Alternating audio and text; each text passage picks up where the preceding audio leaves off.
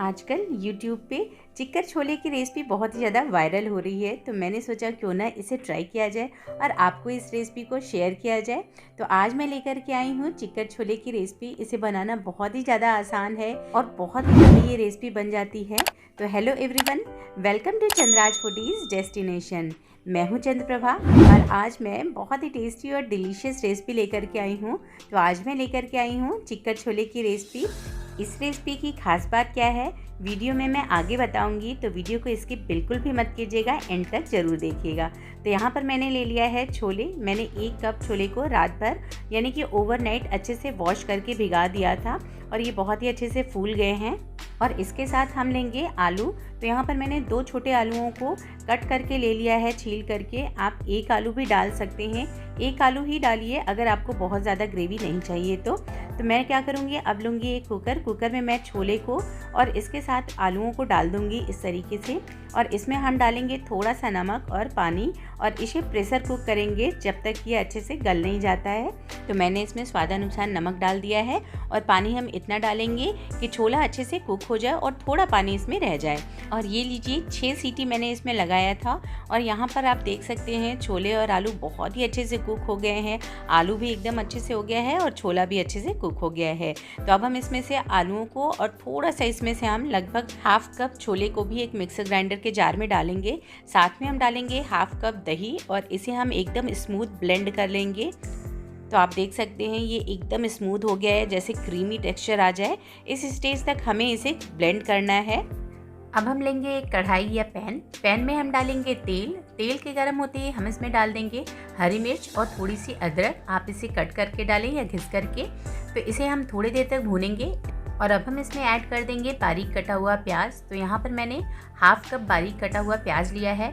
इसे भी हम भूनेंगे जब तक कि प्याज गोल्डन ब्राउन कलर का नहीं हो जाता है। तो इस रेसिपी की खास बात यही है कि हम इसमें टमाटर का इस्तेमाल बिल्कुल भी नहीं करेंगे। अनियन भी हम इसमें बहुत ज़्यादा नहीं डालेंगे, लेकिन इसकी ग्रेवी काफ़ी ज़्यादा थिक होगी। तो ग्रेवी थिक करने के लिए हमने ये जो पेस्ट बनाया था ये हम इसमें डाल देंगे जब अनियन आपका अच्छे से गोल्डन ब्राउन हो जाए। तो यहाँ पर मैंने पेस्ट को ऐड कर दिया है और मिक्स कर दिया है। अब हम इसमें कुछ स्पाइसेस ऐड करेंगे। तो यहाँ पर मैंने हल्दी पाउडर डाल दिया है, साथ में हरी धनिया और लाल मिर्च पाउडर डाल दिया है। अब मैं इसमें ऐड कर रही हूँ गरम मसाला और छोला मसाला। इन सभी मसालों की क्वांटिटी आप अपने टेस्ट के अनुसार कम या ज़्यादा कर सकते हैं। साथ में मैंने डाल दिया है नमक और इन सभी मसालों को हम तब तक भूनेंगे जब तक कि मसालों से ऑयल रिलीज नहीं हो जाता है। तो इस चिक्कर छोले की खास बात यही है कि ग्रेवी में हम टमाटर का इस्तेमाल बिल्कुल नहीं करेंगे और आलू और छोले को ही हमें इसमें ग्रेवी के रूप में इस्तेमाल करना है। और दूसरी इसकी खास बात यह है कि जब टमाटर बहुत महंगे हो जाते हैं तब आप इस तरीके का छोला बना सकते हैं और आप इसे एंजॉय कर सकते हैं। मसाले के अच्छे से भून जाने के बाद मैंने इसमें ऐड कर दिया है छोलों को और इसमें हमने थोड़ा सा पानी ऐड कर दिया है। मैंने यहाँ पर जो पानी ऐड किया था वो ब्लेंडर जार में थोड़ा सा डाल करके मैंने फिर ऐड किया था, तो थोड़ा वाइट दिख रहा होगा आपको। और इसे हम अच्छे से मिक्स करने के बाद ढक करके कुक करेंगे जब तक कि ग्रेवी हमारी अच्छे से थिक नहीं हो जाती है। तो आप देख सकते हैं चिक्कर छोला बन करके तैयार है। बहुत ही जल्दी बन जाता है ये।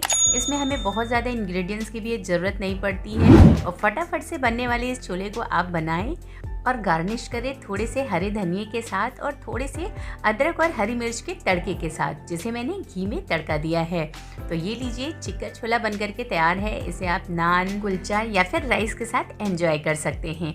आप इस छोले की कंसिस्टेंसी देख सकते हैं, एकदम परफेक्ट कंसिस्टेंसी का ये छोला बन करके तैयार हुआ है।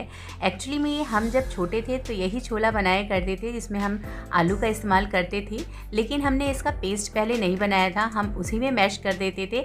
आज इस तरीके से छोला बनाया जा रहा है और बहुत ही ज़्यादा ये वायरल हो रहा है।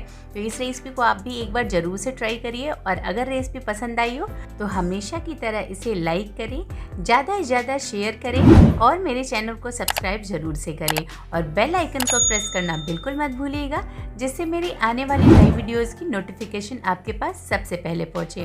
तो फिर बने रहिए मेरे साथ मेरे चैनल पे ऐसी टेस्टी, हेल्दी और डिलीशियस रेसिपीज देखने के लिए। मिलती हूँ अगली वीडियो में, तब तक के लिए थैंक्स फॉर वॉचिंग।